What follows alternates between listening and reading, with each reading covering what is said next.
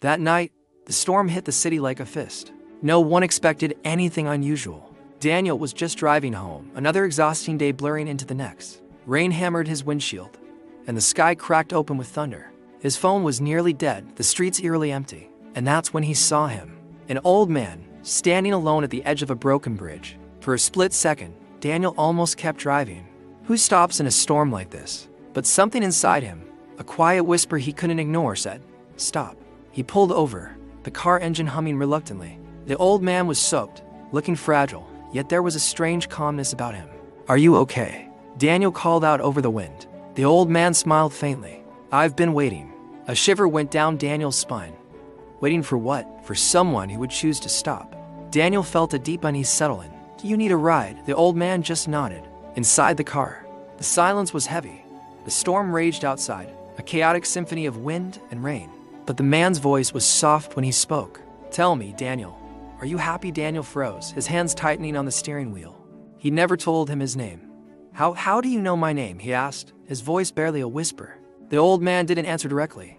"You chase success," he said, his gaze fixed on the road ahead, "but you're losing the people who matter." Daniel swallowed hard. The words hit him like a physical blow. His father had called earlier that week. He'd seen the name on his screen and ignored it. Too busy. Always too busy. "You don't know me," Daniel said, a bit too sharply. The old man smiled that same unsettling smile. "I know enough." As they drove through the deserted streets, the old man gave him an address. An old, abandoned house down by the railway tracks. It was a part of town no one went to anymore. When they arrived, the rain had softened to a drizzle. Daniel turned to say something, but the back seat was empty. Completely, impossibly empty. The door had never opened. Daniel's heart pounded against his ribs.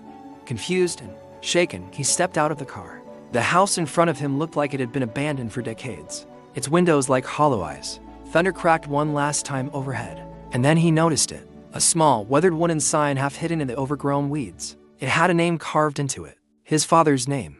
Daniel's breath caught in his throat. His father had died years ago, in this very house. And this stormy night, it was the exact anniversary of his death. Panic seized him. He scrambled back into the car, his hands trembling. But on the passenger seat, where the old man hadn't even been sitting, lay something that hadn't been there before.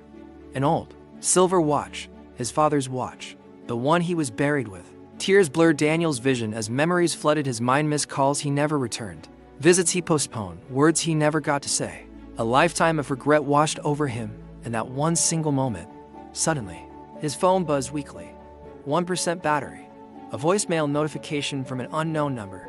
His thumb shook as he pressed play. First, there was only static. Then a voice emerged from the crackle.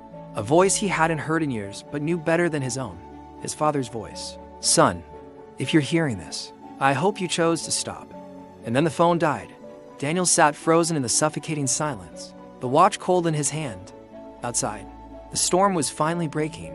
The next morning, Daniel didn't drive to the office. He drove straight to his mother's house. For the first time in years, he didn't rush. He didn't check his emails. He ignored the frantic calls from work. He chose differently. Years later, Daniel would tell this story to his children around a warm fireplace. He would never try to explain what truly happened on that stormy night. Because some gifts, some warnings, aren't meant to be understood with logic.